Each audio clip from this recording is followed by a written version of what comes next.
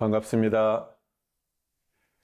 오늘 함께 하실 소태산 대종사님의 본문은 대종경 요훈품 20장입니다. 대종사 말씀하시기를 정신, 육신, 물질로 해시를 많이 하는 사람이 장차 복을 많이 받을 사람이요 어떠한 경계를 당하든지 분수에 편안한 사람이 제일 편안한 사람이며 어떠한 처지에 있든지 거기에 만족을 얻는 사람이 제일 부귀한 사람이니라. 복을 많이 받을 사람, 제일 편안한 사람, 제일 부귀한 사람.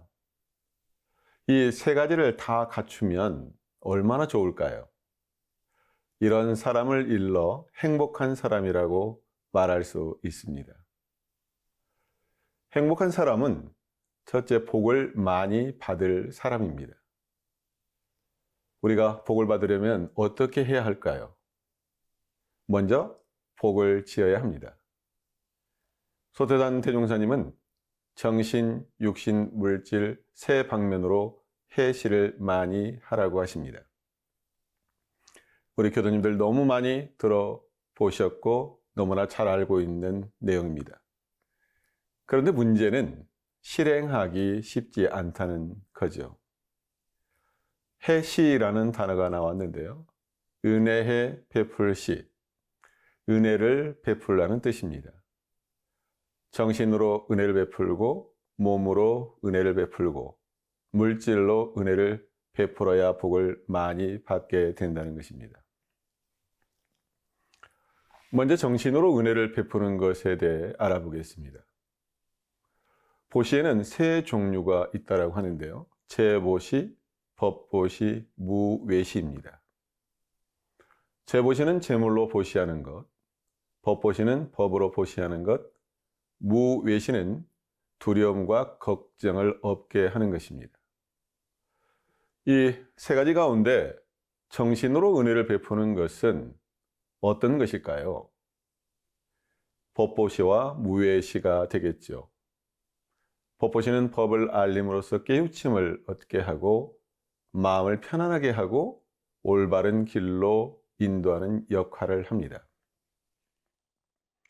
법보시를 하게 되면 돈이 들까요?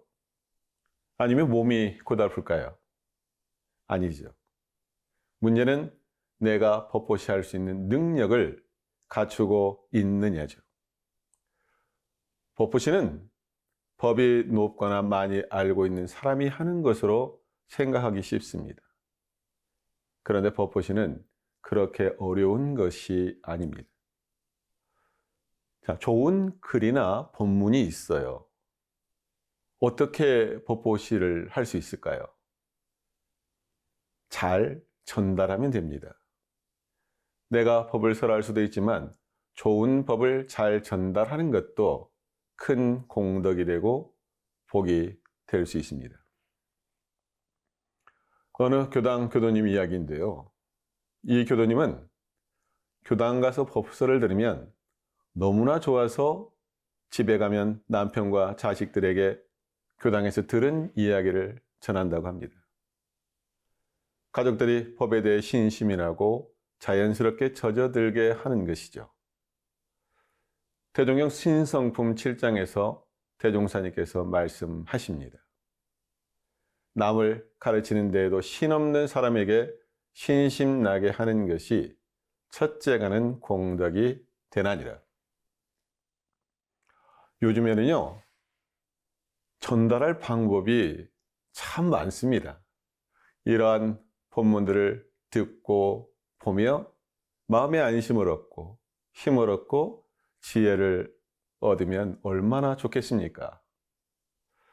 힘을 주는 말 한마디, 힘을 주는 글 한 귀, 널리 널리 전하는 것, 이것이 법보시이고 정신으로 은혜를 베푸는 일이 됩니다.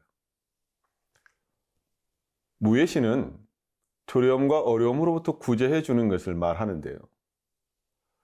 누군가 두려움과 어려움이 있을 때 몸으로 물질로도 도움을 줄 수 있습니다. 그런데 우리 원불교인이라면 두려움과 어려움이 있을 때 기도해 주는 것도 정신으로 해시를 하는 방법이 됩니다.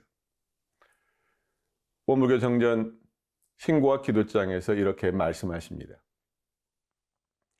괴로운 일을 당할 때, 어려운 일을 당할 때, 순경을 당할 때에 심고와 기도를 올려라. 내가 나를 위해 기도할 수도 있지만 두렵고 어려운 일을 당한 사람을 위해서 정성 다해 기도하는 것, 이것이 정신으로 은혜를 베푸는 것입니다. 그리고 나와 가족만을 위한 기도가 아니라 이웃과 세상을 위한 기도를 하는 것이 중요합니다.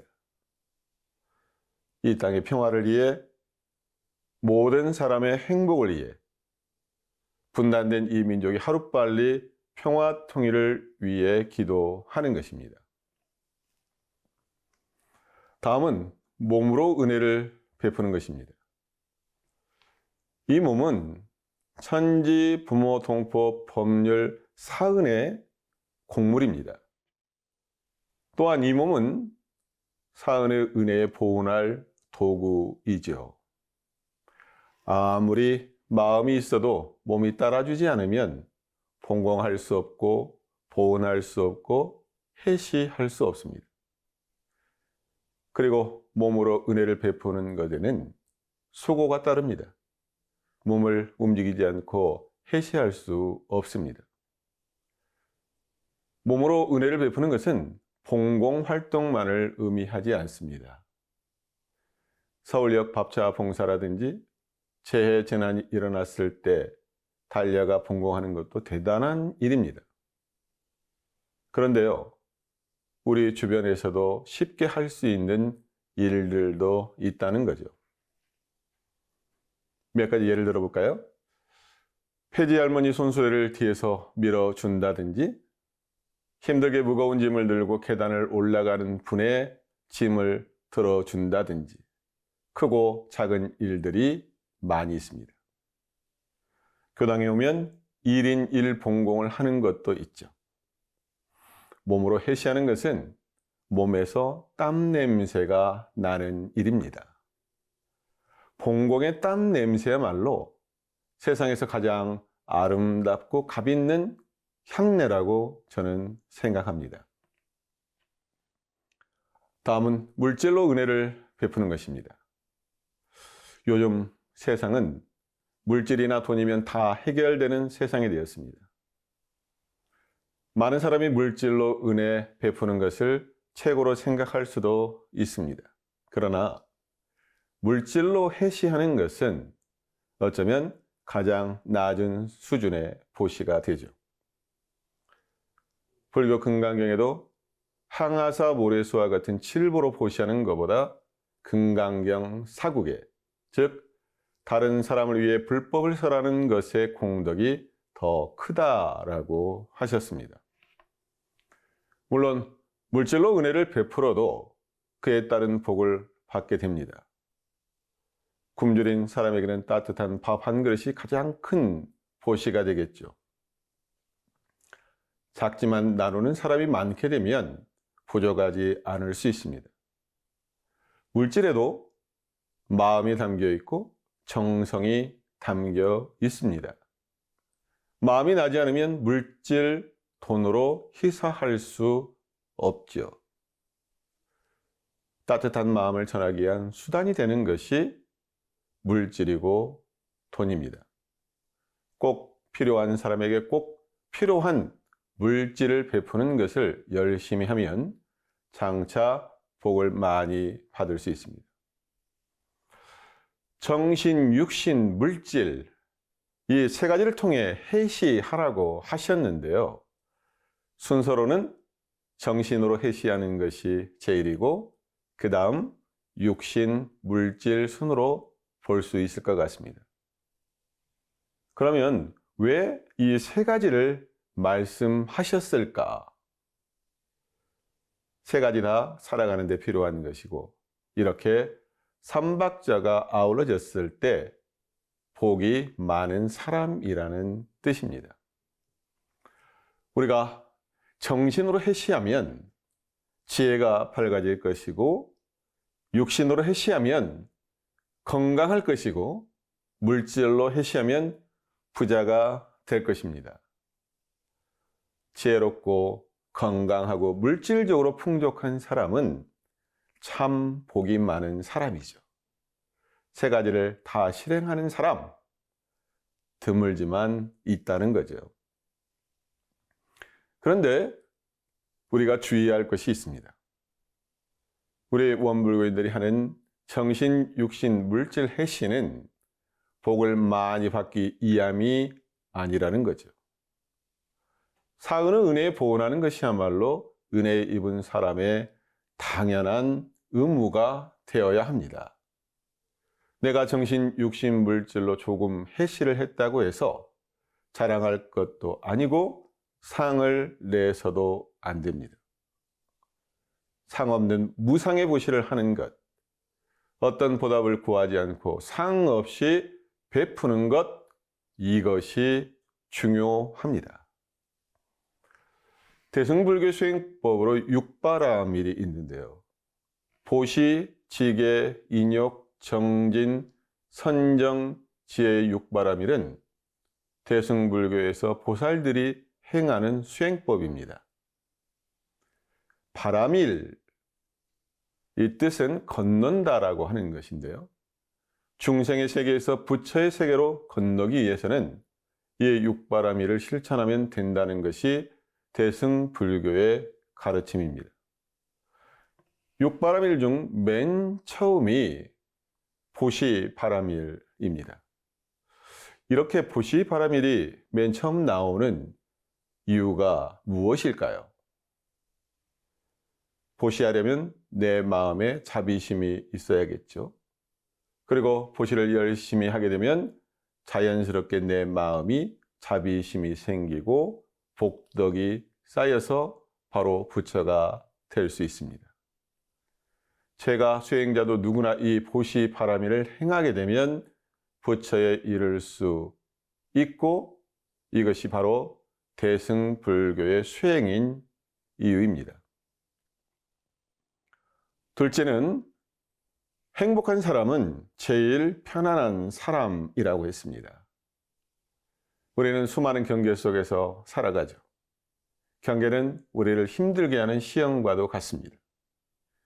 정산종사님은 정산용사법어 권도편 41장에서 순경, 역경, 공경을 말씀하셨어요. 순경은 내 마음을 유혹하는 경계, 역경은 내 마음에 거슬리는 경계, 공경은 내 마음이 게을러진 경계라고 말씀해 주셨습니다. 이러한 경계들은 결국 나를 어렵고 힘들고 괴롭게 만듭니다. 생각해 보세요. 우리에게 경계가 없을 수는 없습니다. 그 경계를 내가 어떻게 받아들이느냐는 것이 우리의 마음 공부이죠. 이때 우리 소태산 대종사님의 해법은 무엇입니까? 어떠한 경계를 당하든지 분수에 편안한 사람이 되라는 것이죠. 경계를 피할 수도 있고, 경계와 싸울 수도 있고, 경계를 이겨낼 수도 있지만 분수에 편안해지라는 말씀입니다. 분수에 편안하라. 무슨 뜻일까요? 현재 상황을 편안하게 받아들이라는 것이죠. 분수란 자기의 처지를 말합니다. 보통 분수를 알아야지. 이 말은 너의 현재 상황, 처지를 정확하게 알아야 한다는 뜻입니다. 소태단 대종사님은 최초보보 수신의 요법에서 이렇게 말씀하십니다. 정신을 수양하여 분수 지키는 데 안정을 얻을 것이며 희로애락의 경우를 당하여도 정의를 잃지 아니할 것이요. 분수를 지키려면 정신을 수양해야 하고 분수를 지켰을 때 마음 안정이 된다는 말씀입니다. 다시 말하면 욕심을 부리지 말라는 뜻이죠.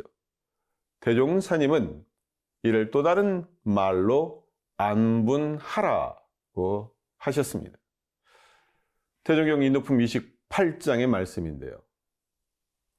공부인이 분수에 편안하면 낙도가 되는 것은 지금 받고 있는 모든 가난과 고통이 장래의 복락으로 변화해질 것을 아는 까닭이며, 한 걸음 나아가서 마음 작용이 항상 진리에 어긋나지 아니하고 수양의 힘이 능히 고락을 초월하는 진경에 드는 것을 스스로 즐기는 연고라.